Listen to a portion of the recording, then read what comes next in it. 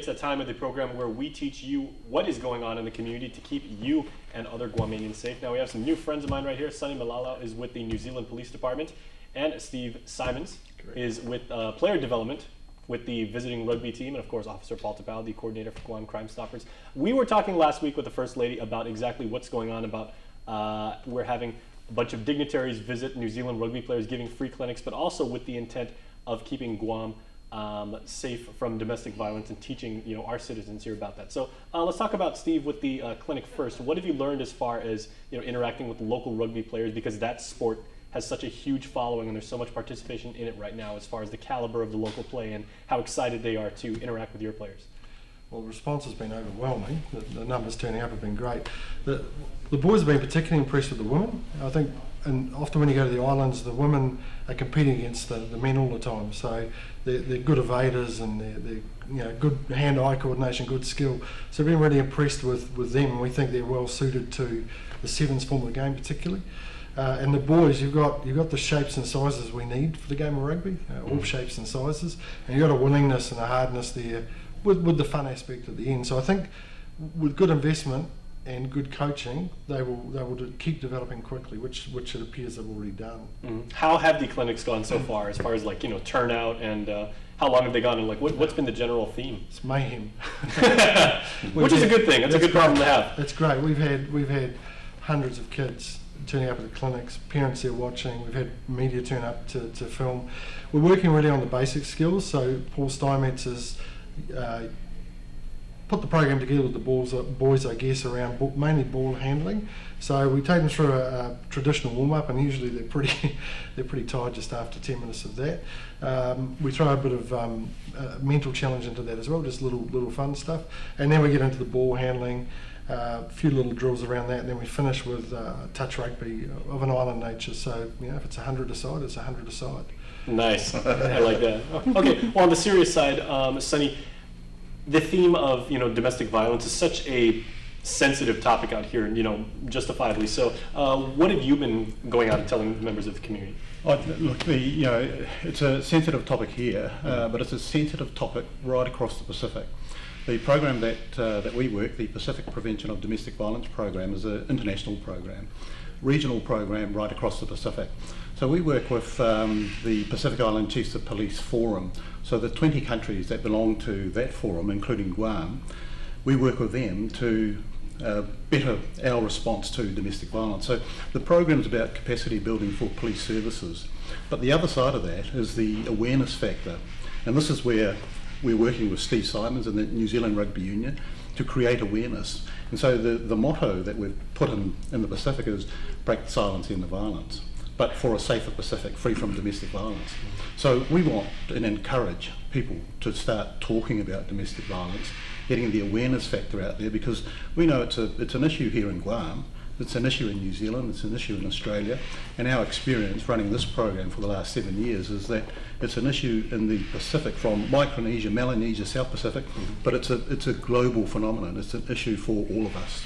And using the theatre of sport as a conduit to reach people. Do you know what? Very effective. We've found that using our sporting icons, and New Zealand's national game is rugby, and the pool of rugby players in New Zealand largely Pacific and European, but we travel across the Pacific. Our populations are so transient that we draw good rugby players into New Zealand, and all our players are recognised throughout the Pacific. So rugby has been an excellent vehicle to get the awareness message out in the wider Pacific.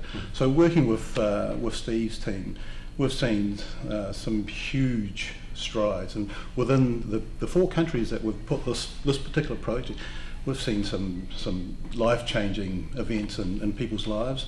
In our government departments and our police forces, we've seen our police officers, life-changing events for them, seeing the boys talk about their personal experiences.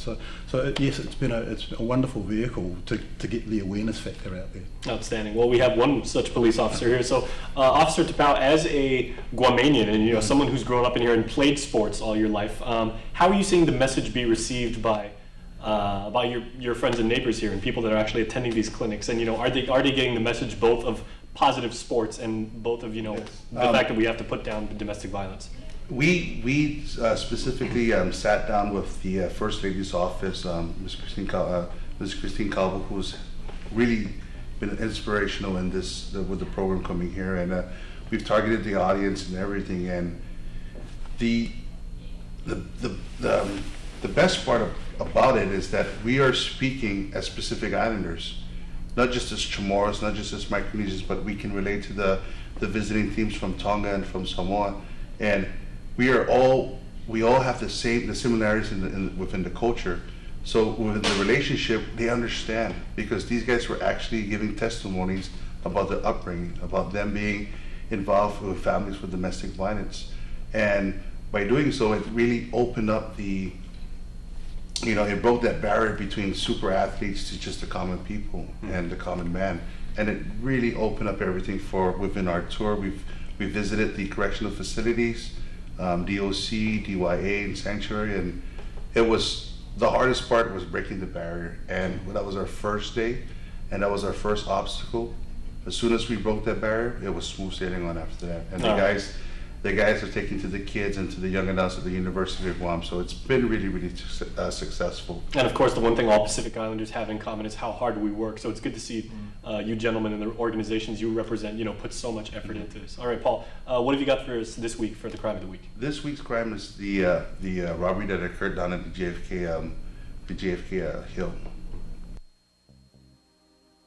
It was on Sunday, October 20th, just after 8:30 p.m., when officers from the Tumon Precinct Command entertained a report of a robbery that occurred along Route 14 Alpha along JFK Hill in Tumon. According to the police report, earlier that evening, at around 8:20 p.m., two female tourists were walking up the hill by the Verona Resort when one of the women saw someone walking behind them but didn't think anything of it. As the two tourists approached the entrance to the Verona Resort, an unknown male ran behind one of the female tourists and grabbed her purse. Instantly, a second male suspect grabbed the other female tourist's purse. However, as he tried to take off with it, the second woman was able to fight off her attacker and keep possession of her purse. The first female victim, however, was not successful. She fell to the ground as a result of the attack and sustained scratches to her elbows and knees. Both suspects fled towards the jungle line area behind the Verona Resort. A description was only provided for one of the suspects, who was described as a male, possibly local, with medium build, and was last seen wearing a red shirt. The Guam Police Department's Criminal Investigation Division and the Guam Crime Stoppers needs the public's help relative to this robbery complaint. If you have any information about this case, please call the Guam Crime Stoppers at 477-HELP or text 688-STOP. You can also visit our webpage at www.guam.crimestoppersweb.com or call the Guam Police Department at 475-8615-6 or 7. Guam Crime Stoppers wants to remind the public that we do not use caller ID and you do not have to leave your name. You can receive a cash reward of up to $1,000 if the information provided leads to the arrest and conviction for the person or persons responsible for this crime or any other crime.